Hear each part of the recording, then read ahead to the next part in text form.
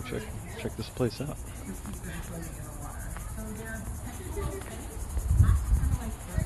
Hello? Is audio okay? Test. Testing.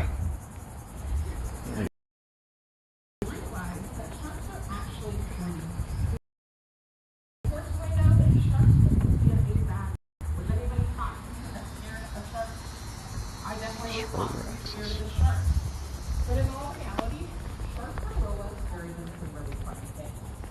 Sharks are less scary than lightning strikes, vending machines.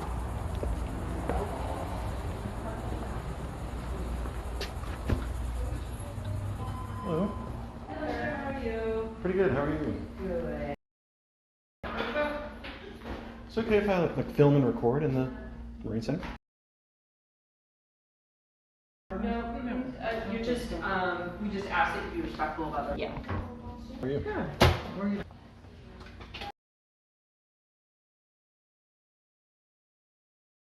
Humongous, but yes, there's plenty of opportunity too. We also have a so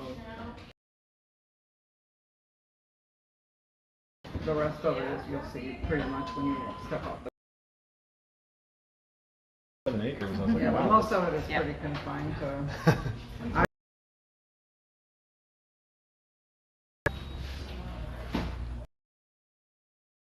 I mean, can you want to receipt, sir? Okay, have.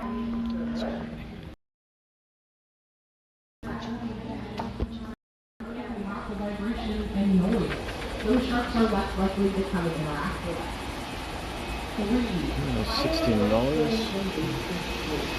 A lot of times, those sharks are talking with the fish for a nice snack. But if you find yourself swimming in a big fish pool, try to get out of it as soon as possible if you are worried about those sharks. And finally, try not to swim in murky water. We talked a little bit about shark vision. They don't have very good vision. So a lot of times when you see them in the water, it's not below, and it looks like their favorite But the next one is going to start directly behind you underneath that little awning at 11, where you can see those fish being fed out there as well, which is pretty cool. We also have our touch tank over here, and we'll reopen for more touch time with the stingrays at 11:30. Oh, okay, cool. Now another reason sharks get a bad rep is in the fishing industry. Has anybody heard the story of a shark coming up and taking a prized possession from a fisherman? I definitely have. I've been on the end of that. The shark did take one of my prize catches one day. But in all reality, this is not something new. There have been documented cases of sharks being fished on a line. Oh, I should have worn my hat. Totally forgot about the hat.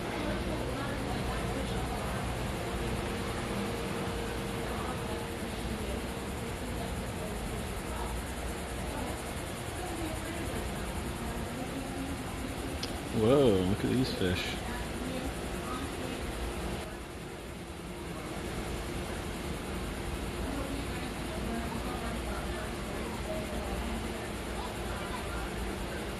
You said it started at 11?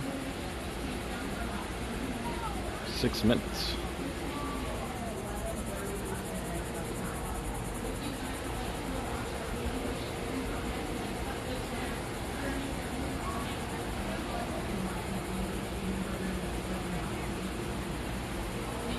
What'd you say? 5 minutes?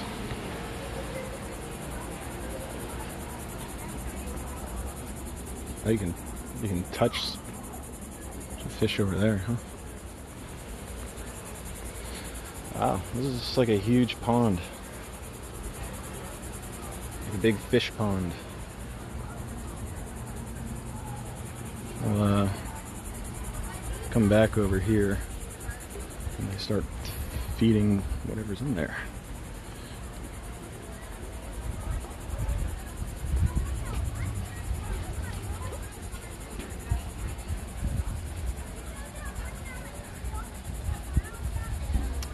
Stingray.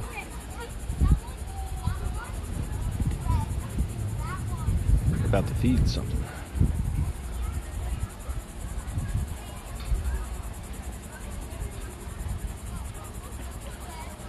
This looks like what we had in California.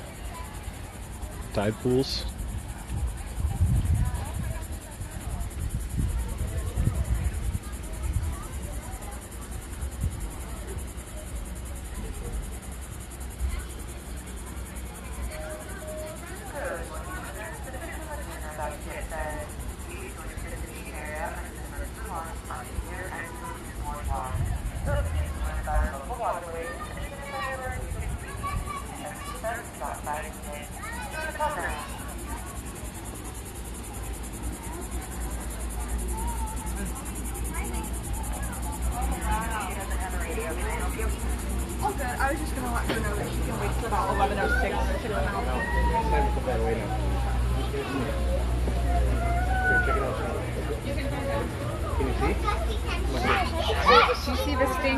fish? And is that a little shark in there?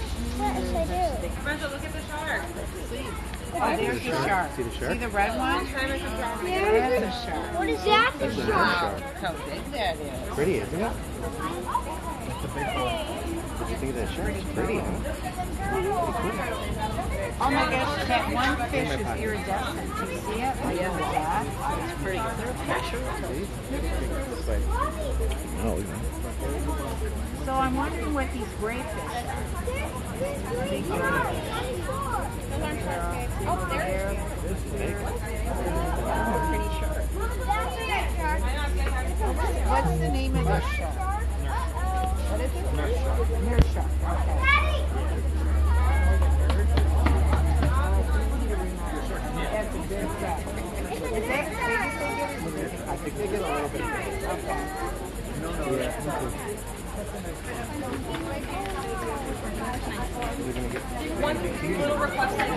Isn't it interesting when you watch fish guys, they like to swim together. No, you're good. Are you gonna feed them? Sorry? Are you gonna feed them? We are, yes. We have about a 5-minute introduction and then we will be feeding them. So if you want to see it, then hang out here. I'll let you guys know when it's coming.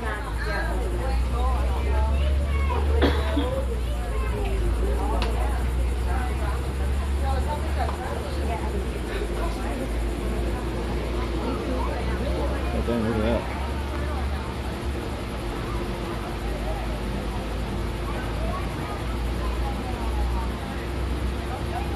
Giant turtle. All right, we can go ahead and get started. Welcome everyone to Florida Oceanographic. My name is Caitlin. I'm an assistant educator here at the Coastal Center. This is our Gamefish Lagoon feeding program. It is a bit different from our Stingray and Shark program if you were at that previously. This one's broken into a few parts. I'm going to kick it off with a quick little 5-minute introduction, and then our animal care staff will be joining us down on the dock there to actually feed the fish their breakfast. After we do the fish feeding, for anyone that's interested in sticking around, I'm going to dive a little bit deeper into some topics like algae blooms, nutrient pollution, and Lake Okeechobee. Now, those are my favorite subjects, but I do understand they're not everyone's. So if you do decide to head out after the fish feeding, don't worry, I'm not offended. But I do want to remind you that our sea turtle talk will be taking place right after we finish up here at 11:30. If you are interested in learning all about our sea turtles and sea turtles in general, you'll want to head to the Metal Roof Pavilion across the lagoon at 11:30. We do have a few other self-guided places on property to explore. Our Stingray tank will be reopened a little bit later. Adjacent to the Stingray tank, we have another touch tank that's open all day long. I recommend everyone go inside at some point to enjoy our beautiful aquariums and our Ocean Eco Center. It's also air conditioned. And I do also recommend you go up to the 3rd floor of that building because that's a really great deck that overlooks this whole lagoon here. It is my favorite spot for looking at everything from a bird's eye view. We do have a nature trail if anyone's looking to take a walk through the mangroves and out to the Indian River Lagoon. It's about a mile if you do the whole thing. Please remember it is summertime in South Florida, so if you do the nature trail, you will want some bug spray and make sure you are well hydrated before embarking on that as well. I think that's all the business out of the way, so let's kick this off by talking about the big body of water we're all looking at. This is not a pond or a lake, though it does kind of look like one. It's still big, but it is in fact a 750,000 gallon aquarium. Probably a lot bigger than any aquarium you guys have at home. This is salt water, and we get all of the water for this exhibit and all of the rest of our aquariums from the ocean. So we do not make salt water here at Florida Oceanographic. We actually take it from across the street at Stewart Beach. We have a couple of wells over that way that pump salt water underneath A1A and here into our facility. Now it does go through a series of filters before coming out into the exhibit. And if you look around, you'll see there's several areas where that new salt water is flowing in. Now as you walk around the boardwalk, you'll probably notice that our nurse sharks in particular love resting in those areas where that new cool salty water is flowing in. And if you weren't at our previous Stingray and Shark program, you guys learned that sharks have the ability to rest for short periods of time, and nurse sharks are experts at this. They often will spend long periods of time resting on the bottom, both here in our aquarium and out in the wild, where they like to rest underneath rock ledges and coral reefs.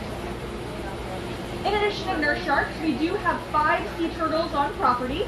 2 of those cruise around in the big open part of the aquarium, and 3 of those are over closer to the turtle pavilion. And we have a variety of game fish species out there. That's why this is called the Game Fish Lagoon Aquarium.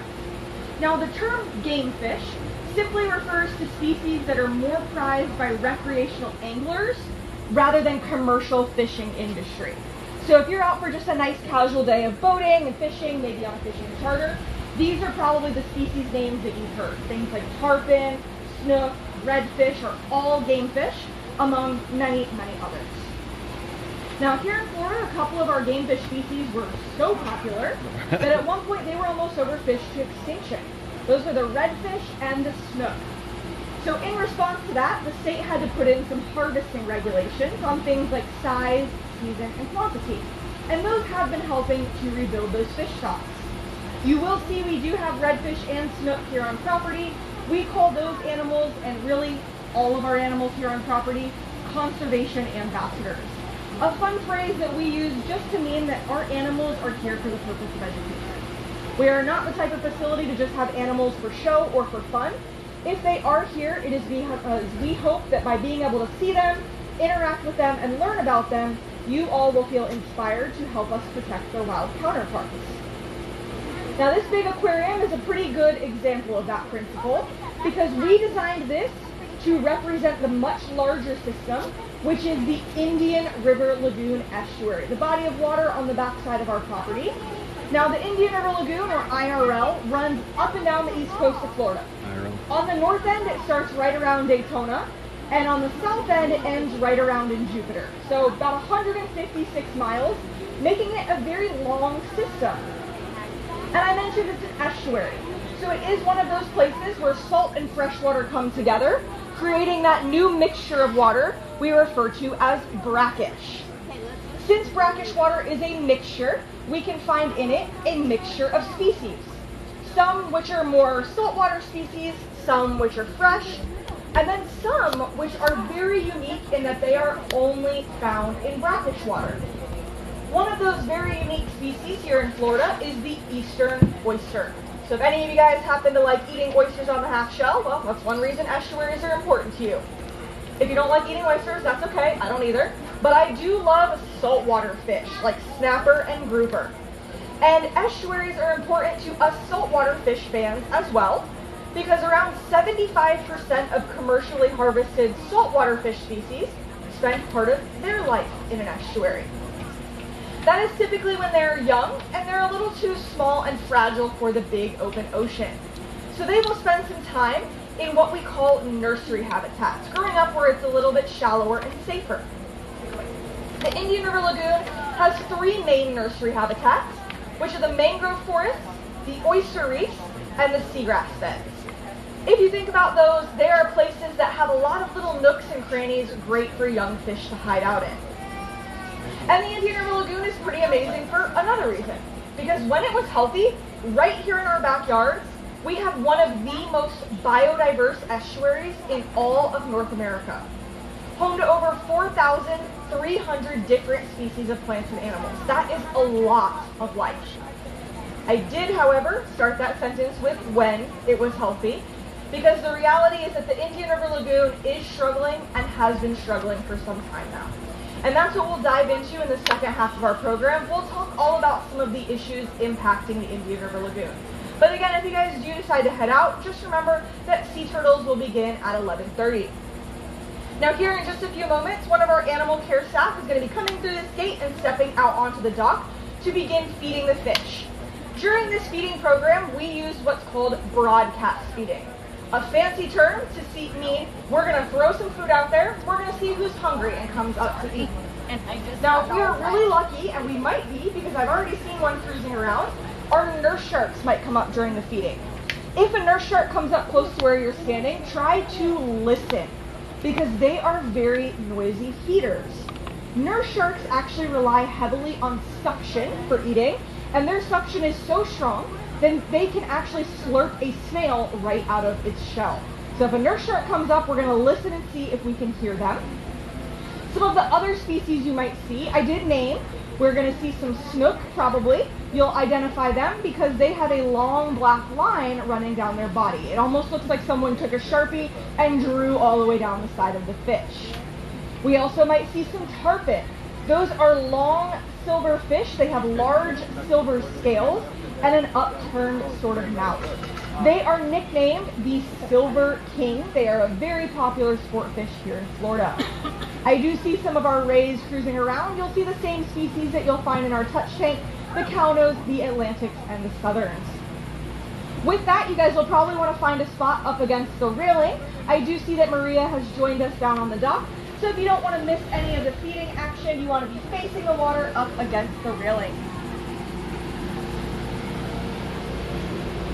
Now, as Maria begins to throw the food out there, I do want you guys to keep your eyes peeled and try to spot the fastest fish. And no, the birds don't count, guys. Fastest fish.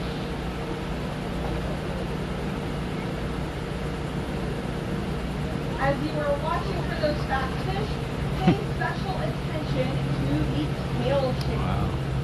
Because I think you will notice that a lot of the fast Hey, that fish bird's not a have fish. tails that are shaped pretty similarly. We do have quite a few folks in our audience, so if you guys could do me a favor, if you're here with a group, get nice and cozy with your friends so that we can fit everybody up against the railing. Thank you so much. Now, fast fish tend to have what we call a forked tail shape. They look kind of like a skinny T. If I were to show you with my hands, I would hold up a T sign. Slower fish tend to have tails that are more flat and broad, kind of paintbrush-like in nature. I will tell you that Turtle's the not fastest fish interested. on Earth definitely has one of those forked or skinny shaped tails. Anyone happen to know what the fastest fish on Earth is? You are correct, my friend. Are you a local? Oh, okay. Well, I say that because the sailfish is the unofficial mascot of the city of Stuart. So sailfish are the fastest fish on Earth. To give you guys an idea of just how fast they can reach speeds up to 70 miles per hour. That is like a fish keeping up with your car while you're cruising down I-95. That is really fast. We don't have any sailfish here at the Coastal Center, but you guys might have seen some of our hermit, our pompano, and our tarpon are pretty quick. We do also have some really cool slow fish. Thank you so much, Maria. When you guys go inside the Eco Center today, look out for my personal favorite slow fish, which is the scorpion fish. It looks just like a rock or oyster reef with eyes, and it is not a super fast swimmer because it is an ambush predator. That means it uses camouflage. Wish I could snorkel in there. Until It'd be fun. So you don't have to be a fast swimmer. It's so hot out. Fish. And even one of our sea turtles decided to make an appearance today. That is big old Annabelle floating by us. I don't want to tell you guys too much about Annabelle. I want you to do the turtle program if you want to learn about Annabelle's story. But I did also see we got to see some of our nurse sharks come up, and one of them even flipped over and it's a little back scratch on the bottom there. That was really cool. Something we don't see every day. So I hope you guys enjoyed the fish feeding portion. This is where I'm going to transition into talking about some of those environmental issues for anyone that's sticking around with me. Again, we're going to dive a little bit deeper into things like algae blooms, nutrient pollution, and Lake Okeechobee discharges. I do have some photos to make this stuff a little bit more interactive, but again, remember guys, sea turtles is at 11:30 if algae is not really your speed. Before we talk too much about bad algae though, I do have a reminder for everyone that not all algae is bad. If you guys have ever seen the kelp forests out in the Pacific, well, that's a really important, beneficial type of large-scale or macroalgae.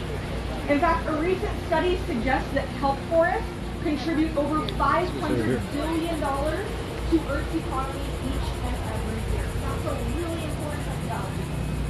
Any of you guys have to like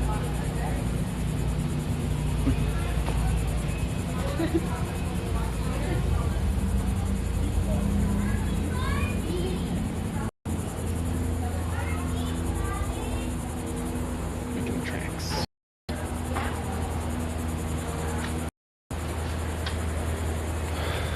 You can see in there.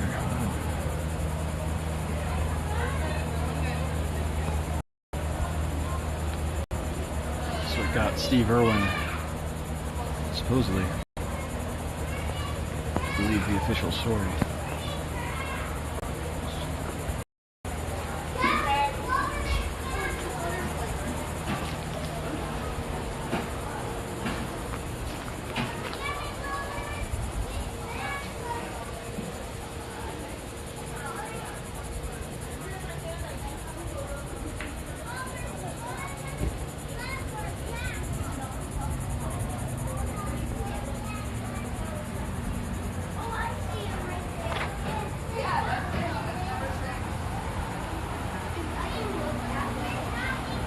Touch something. Touch tank.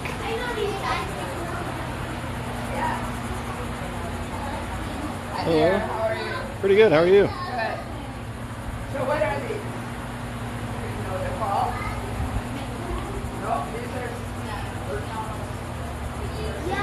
and here we have sea snails. Everything can be touched in our touch tank with a gentle 1 or 2 fingers. We don't pick anything up. We just interact with them where we find them. Do we have tidal pools like this in Florida? Sure we do. Really? Yeah. Yeah. I'm from California, and it's really easy to find stuff like this. Yeah. I see something. Yeah, those are, you know what those are? Find out. Horseshoe crabs. These are sea cucumbers. You can do a gentle 1-finger stroke. There's 6 of them in here. See if you can find all 6. Are you a YouTuber? Yeah. I better start to be. What? This sounds like that. I got hurt by a spike. But when I asked them to tell me an interesting fact, they were sure. You can think of one? Think of a single one. They got lots of teeth. Amazing if you just declare yourself. These are, what are these? Sea urchins? Yes. So the best way to touch the variegated sea urchins is to tap, tap, tap with 1 finger. And then the pencil urchins, a fun thing to do is put your finger vertically between them. And they'll kind of give you a little finger hug. You're kind of like, ooh, what's that? You just got to hold your finger there for a couple seconds. Yeah, just hold it there. You have the patience of a 5-year-old.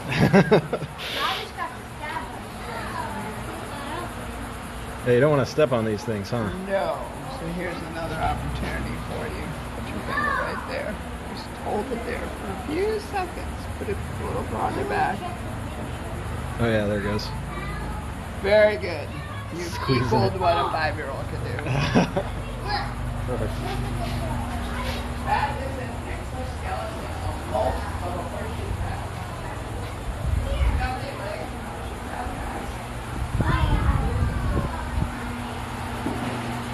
Just the.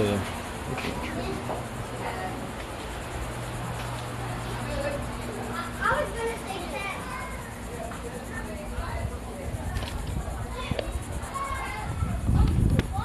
Ocean Eco-Centric. Look at this thing.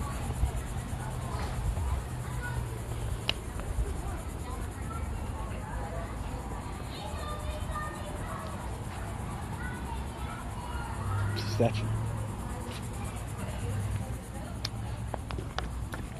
Indian River Lagoon.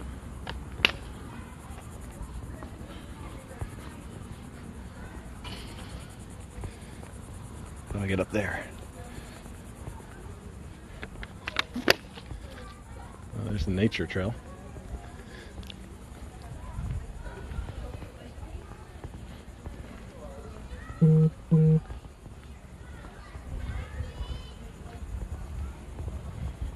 I never checked if I was actually live. Guess I should.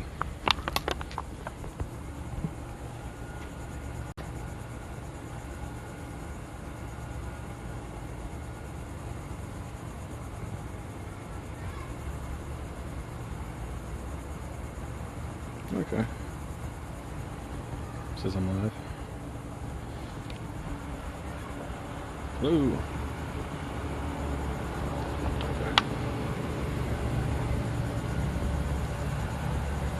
Connection's not too good. I guess this is a mile. I don't know if I want to walk a whole mile. Damn. Especially without a hat.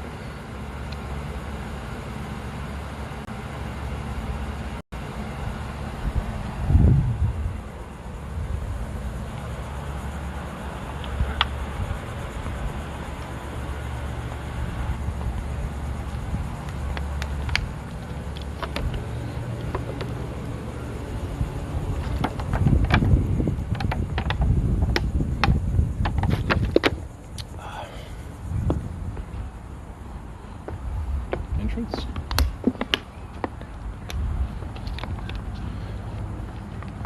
Let's check out the ocean deck.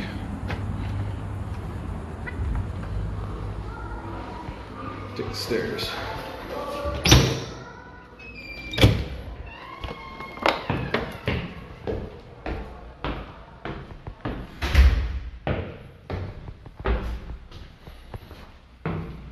What the fuck? Can't take the stairs? Just like trap myself in here?